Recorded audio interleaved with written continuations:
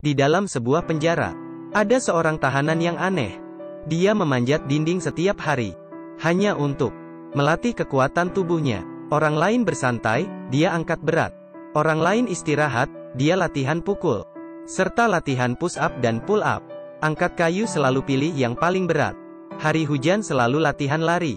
Alasan Kyle ingin jadi kuat, karena dendam di dalam dirinya. Sebelum masuk penjara, dia hanya pekerja buruh. Dan ada seorang istri yang cantik. Malam itu, seorang penjahat masuk ke rumah mereka. Kyle mendengar istri yang minta tolong. Dengan buru-buru, dia pulang ke rumahnya. Ketika sampai rumah, istrinya sudah terbaring berlumuran darah dan sudah meninggal. Saat itu Kyle menangkap penjahat itu dan dibawa ke pengadilan. Namun rupanya, penjahat itu adalah anak orang kaya. Dia menyogok hakim dan dibebaskan tanpa hukuman. Melihat penjahat yang dilepas begitu saja, Kyle sangat marah. Saat pengadilan selesai, dia merebut pistol polisi dan menembak penjahat itu. Dia pun berhasil balas dendam.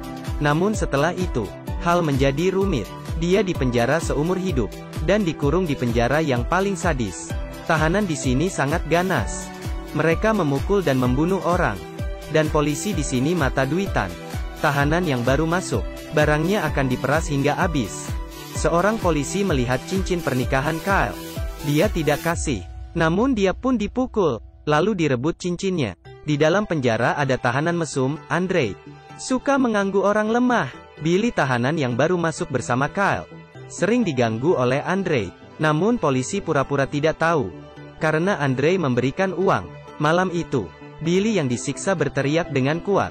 Kyle pun susah tidur. Keesokan hari, dia melihat Billy yang disiksa. Dan muka Andre yang sombong. Dia pun terpikir, si pembunuh yang membunuh istrinya. Dia pun memukul muka Andre. Kemudian mereka bertengkar. Polisi pun menahan mereka. Namun mereka hanya menangkap Kyle dan melepaskan Andre, karena Andre memberikan uang. Kemudian, Kyle dikurung di kamar gelap. Ini adalah tempat yang paling seram di penjara. Melihat air kotor yang mengalir masuk, dan sangat busuk, dinding yang dipenuhi bekas darah, membuat orang sangat takut. Setiap hari hanya diberi makan yang mirip makanan ternak, dan hanya bisa tidur di atas batu yang dekat dengan air yang busuk. Kyle pun sangat tersiksa. Tengah malam, dia membuat tali dari pakaian untuk gantung diri. Namun tali dari pakaian tidak cukup kuat. Dia pun menabrak kepalanya ke dinding kamar.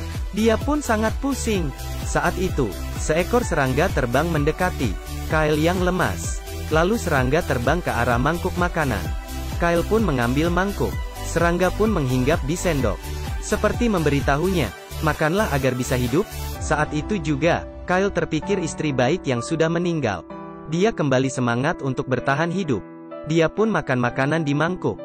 Ketika Kyle keluar dari kamar gelap, polisi mengurungnya di sebuah kamar yang ada 4 kasur, namun hanya 1 orang tahanan. Polisi pun bilang, dalamnya adalah tahanan yang sadis. Sebelumnya 3 tahanan dibunuh oleh dia.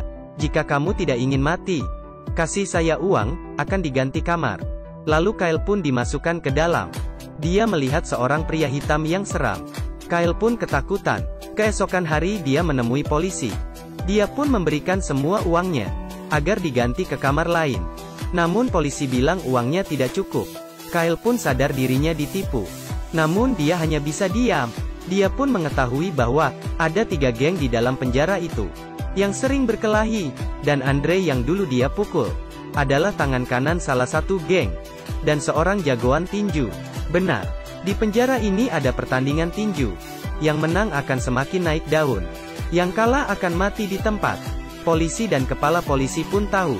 Namun mereka tidak melarang, malah mendukung pertandingan tinju, karena bisa mendapatkan untung. Dan gengnya Andre terus mengganggu Kyle. Saat kerja, mereka memukuli Kyle. Polisi hanya melihat dan tidak melarang. Setelah itu mereka mengurung Kyle di kamar gelap. Pada saat hujan, air hujan masuk ke dalam kamar, membuat kamar tadi semakin parah. Akhirnya Kyle sadar dan mengerti, dalam tempat ini hanya kekerasan yang bisa melindungi dirinya sendiri.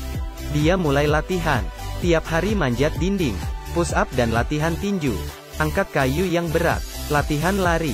Setelah latihan beberapa bulan, Kyle pun bertanding untuk pertama kali. Lawan dia adalah musuhnya, Andre. Pertama-tama Kyle dipukul dengan kuat, lalu ditendang perutnya, dan dipukul terus oleh Andre. Namun dia masih bisa tahan. Lalu saat ada kesempatan, dia melakukan pukulan balik, terus-menerus. Andre pun melawan, pukul dia dengan keras.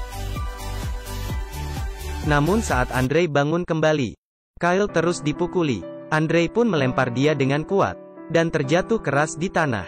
Lalu dia tendang kepalanya dengan dengkul. Kyle yang dipukul hingga hampir pingsan. Saat dia ingin bangun, ditendang lagi oleh Andre.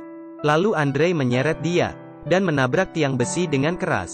Saat itu, Kyle menendang bagian bawah Andre, kemudian naik di atas dia, dan menggigit leher dia dengan kuat. Namun saat itu, polisi melihat ada yang salah, berusaha melalai mereka. Namun Andre yang digigit Kyle sudah meninggal.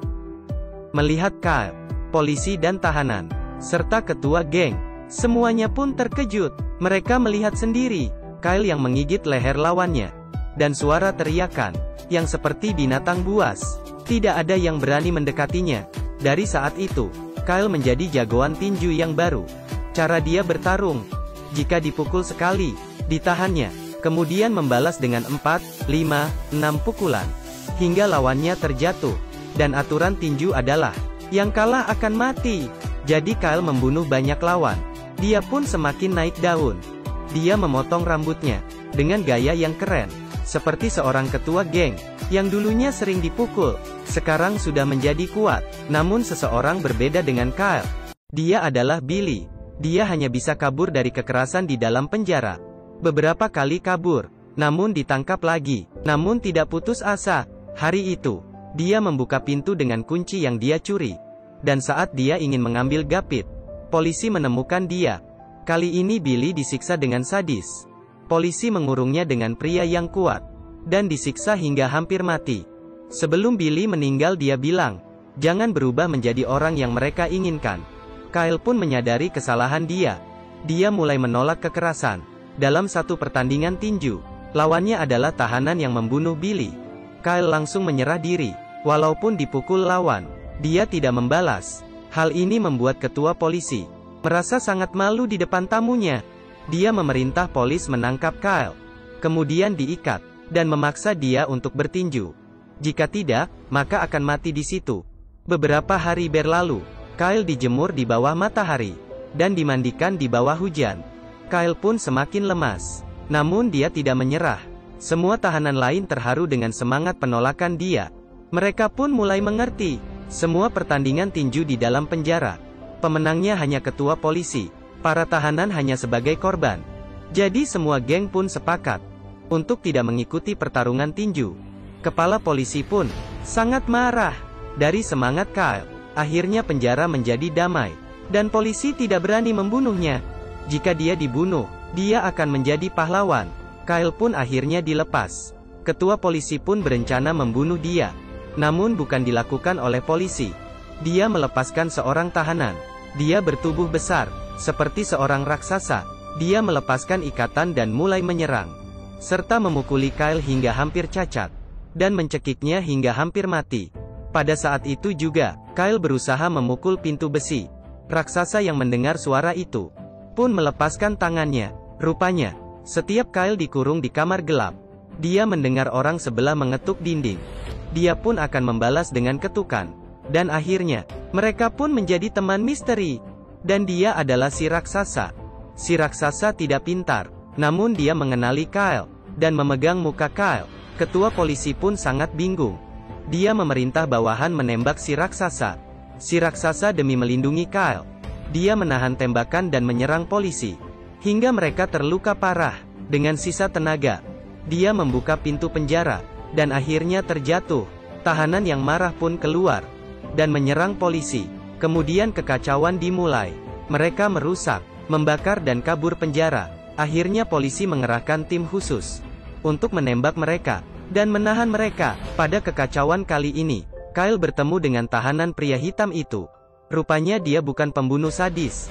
Dia adalah seorang hakim. Orang yang mati di tangan dia adalah penjahat tingkat tinggi. Pria hitam itu menyimpan sebuah buku. Di dalamnya adalah bukti kekerasan polisi selama bertahun-tahun. Dia memberikannya ke Kyle, agar Kyle melaporkannya saat di luar. Bagaimana cara Kyle keluar? Sudah direncanakan oleh pria hitam itu. Dia ingin Kyle mengikuti pertandingan tinju. Menang ataupun kalah, ketua polisi pasti akan membawanya pergi untuk dibunuh. Dan saat itu adalah waktu yang tepat untuk kabur penjara.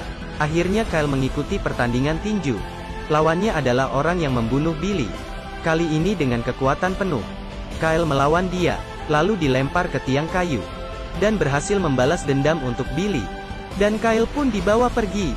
Saat di garasi mobil, pria hitam itu pun menyerang polisi. Dan membunuh para polisi. Lalu dia menyuruh Kyle memakai baju polisi.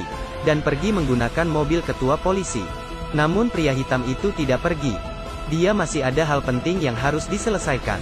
Dengan cepat, Kyle keluar dari gerbang penjara. Dan pergi dengan bukti kejahatan polisi. Dan akhirnya dia bebas. Akhirnya pria hitam itu masuk ke dalam kantor ketua polisi. Dia mengeluarkan pisau. Ketika polisi masuk, ketua polisi sudah dibunuh pria hitam. Dan masuk ke neraka. Akhirnya dia menerima karma dia sendiri. Apakah kamu menyukai film ini? Jika suka, jangan lupa kasih like. Dan jangan lupa subscribe.